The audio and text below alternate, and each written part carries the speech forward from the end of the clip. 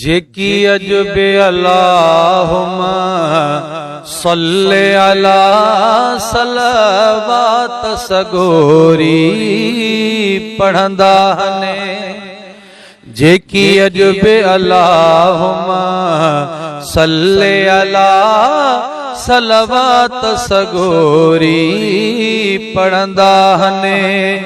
हूंदा हर इंसान खां आसूदा ऐं औखीअ में बिन अड़ंदा हने। हूंदा हर इंसान खां आसूदा ऐं औखीअ में बिन अड़ंदा हने। अर्शन ते फरिश्तन सारल जी अल्लाह पढ़े तू न पढ़े। अर्शन ते फरिश्तन सारल जी अल्लाह पढ़े तू न पढ़े। रहमान जा प्यारा राजी पर शैतान जा साथी सड़ंदा हने। हूंदा हर इंसान खां आसूदा ऐं औखीअ में बिन अड़ंदा हने। कुछ सोच त करे कीअं थी मिठो माखी बि पंजे मानारे खे।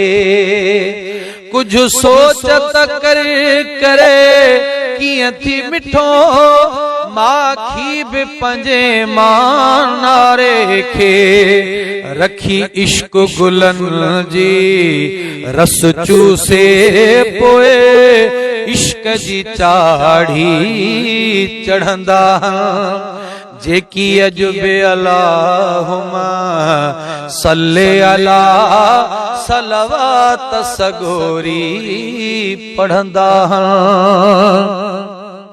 हुआ मख नंढड़ी ऐं तू माण्हू तोखे मोहब्बत में मख वई मारे।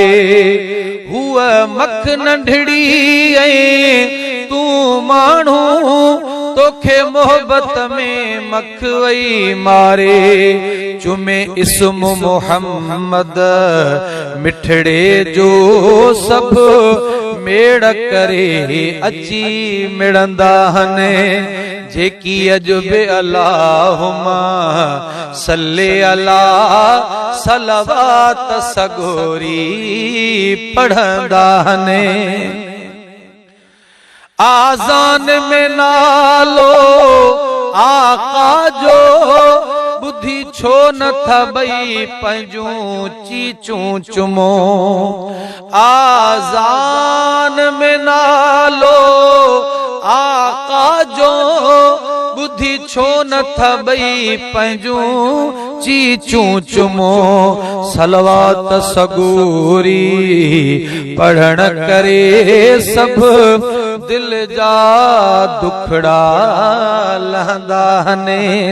सलवात सगोरी पढ़ण करे सब दिल जा दुखड़ा लहंदा हने।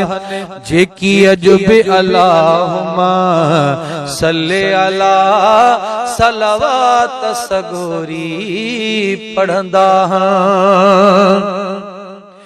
इन बोल मिठे जे बोलण सां ॾह दर्जा ॾातर ॾींदो आ। इन बोल मिठे जे बोलण सां ॾह दर्जा ॾातर ॾींदो आ। ओ गुलाम नबी सिक वारनि जा जन्नत में घर जुड़ंदा हने। ऐ गुलाम नबी सिक वारन जा इए जन्नत में घर जुड़ंदा हने।